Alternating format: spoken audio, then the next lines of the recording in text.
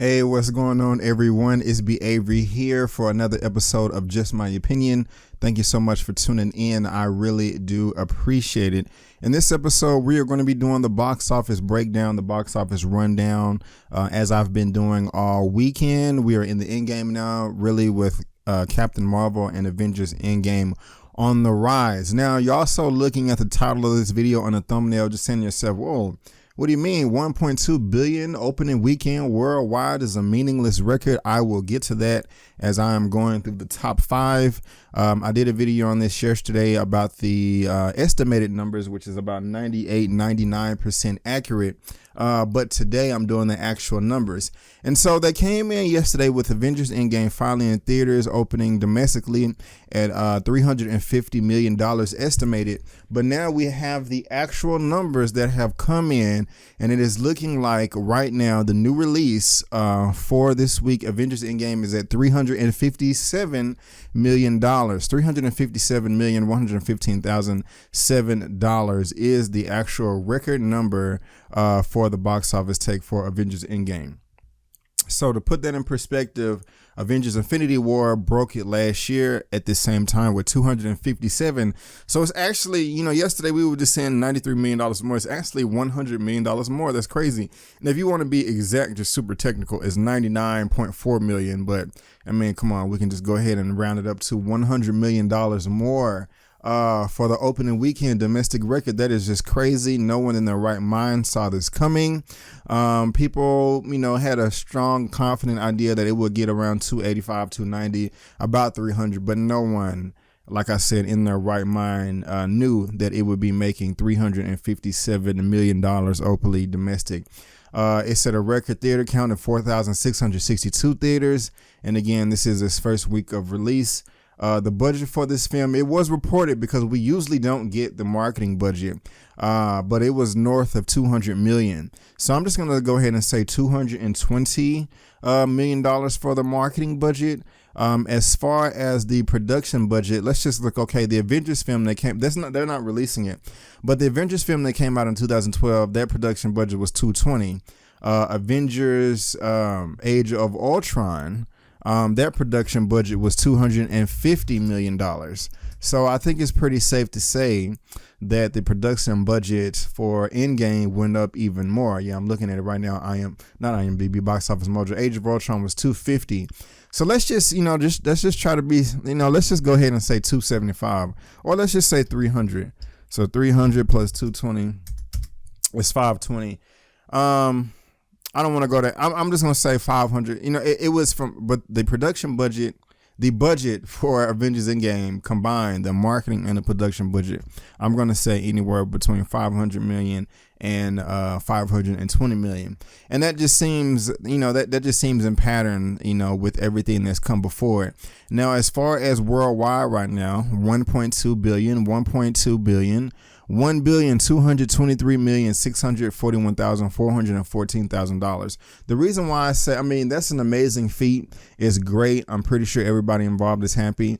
But to me, that is not. I'm not really impressed by that record opening weekend worldwide, because all films that open, all wide releases, don't always open at the same time around the world.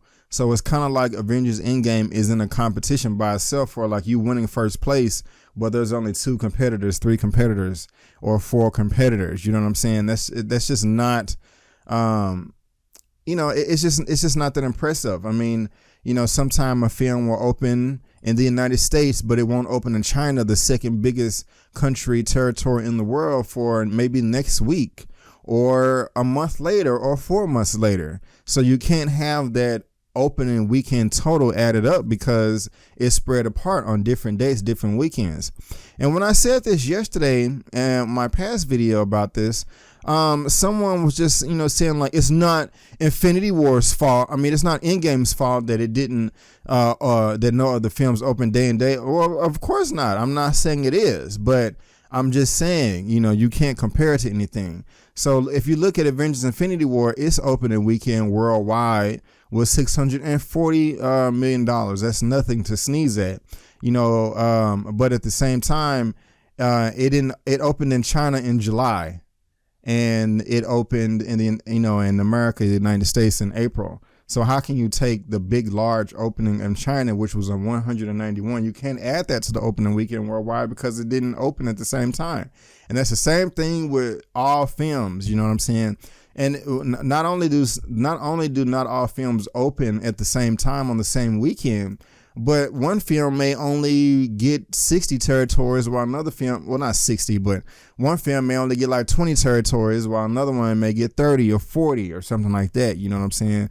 Some countries don't want, we don't want to play this American movie in our country because no one would see it. So you can't, add all that up. It's not a fair comparison. Still an amazing feat, still something to be proud of, but, no one can just go around and be like, ha, we're the best because we won the opening weekend worldwide. You can say that domestically, and still Avengers Endgame still probably would have won, but you can't compare it to anything else.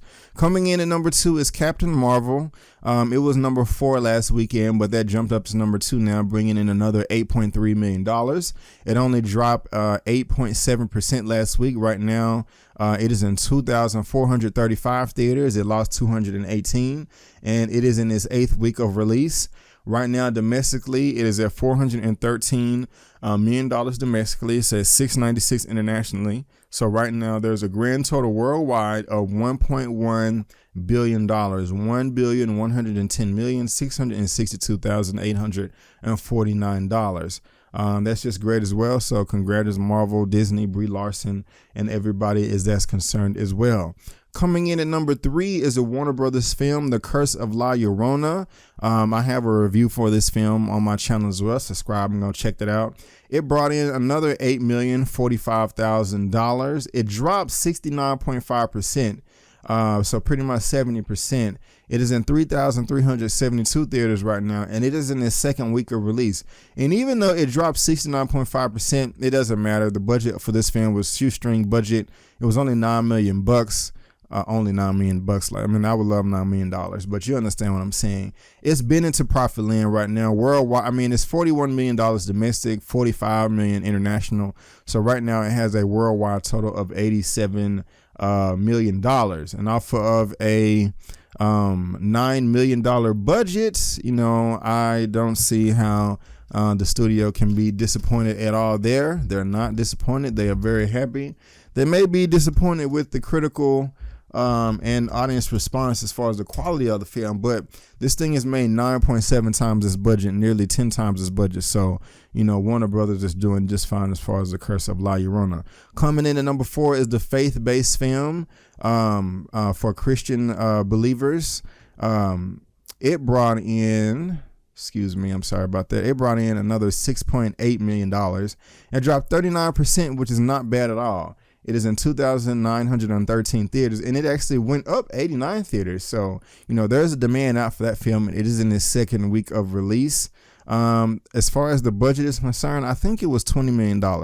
Right now, worldwide, it is at $35 million. So let me just look that up real quick. Production budget for Breakthrough. I did plan on seeing this, but I did not get around to it. But yeah, looking it up, the budget was actually $14 million. So 14 million, 35. Let's see, 35 divided into 14.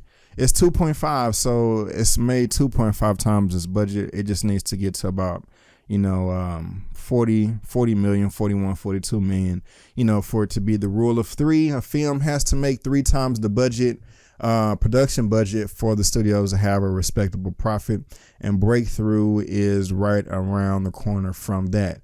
Coming in at number 5 is Shazam. Shazam is still hanging in there, guys, and it is nearly at $350 million worldwide. It brought in another $5.5 million. Now, it dropped 66%, which is pretty high. Right now is in 3,631 theaters. It went down 552 theaters, and it's in its 4th week of release, again bringing in another $5.5 million.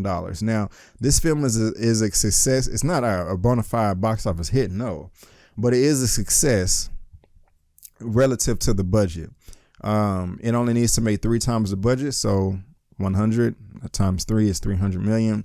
It's made 345 million. Unless Warner Brothers DC spent some dumb, idiotic, astronomical amount on marketing, which I doubt, I'll go ahead and just say that they spent another $100 million on marketing. So 300 million, a third of that goes to the theater owners. So 100 million minus 300 million, that's $200 million left. So 100 million minus that for the marketing, another minus 100 million for the production budget. You're looking at $45 million in possible profits if the marketing was 100 million. So that's a success. It did what it needed to do to grant a sequel that is going to be with Dwayne "The Rock" Johnson or the character Shazam itself, Zachary Levi. So it's doing fine. So the haters can go home. It was received well critically, and it was received well by the fans. So big up to Shazam. Just looking at the top 10 real quick, Dumbo is coming in at number 6 with 3.4, Little 3.4, Pet Sematary number 8, 1.3, Us at number 9 at 1.1, and Penguins at number 10 at 1.1. Dumbo is doing horrible.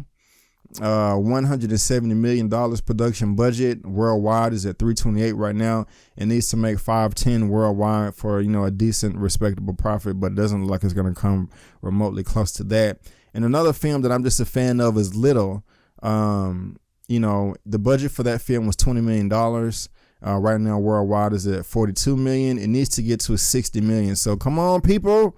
If you like Issa Rae and, you like Regina Hall and Marseille Martin, support them. You know what I'm saying? It was a cute little film, and I think you should support it if you are a fan of those actresses and filmmakers.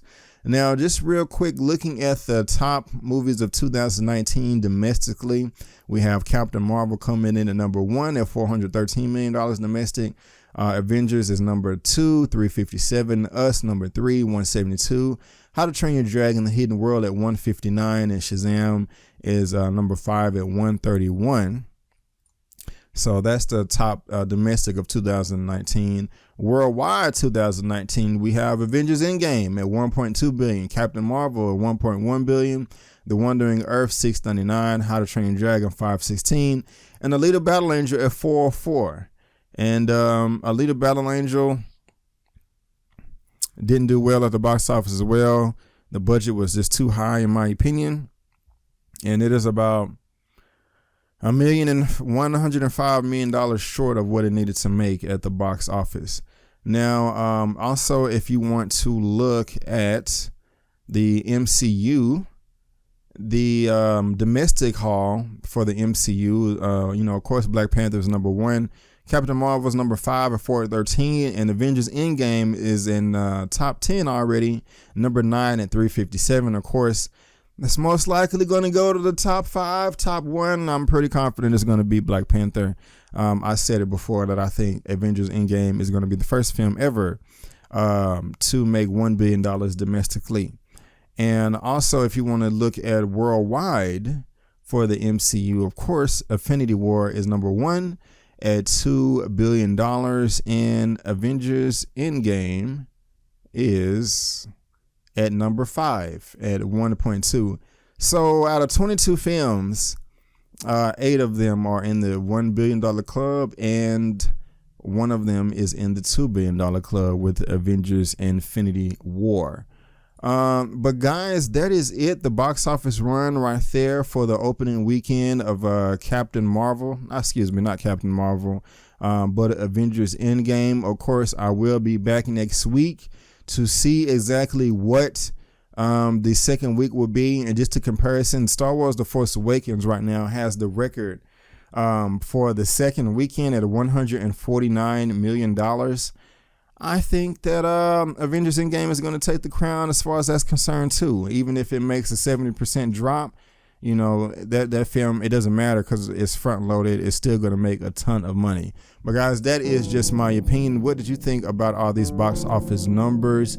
Do you agree with me or do you disagree? Let me know down in the comment section below. Let's get this conversation going and keep it flowing. If you like this video, go ahead and give me that thumbs up. If you don't, that's fine.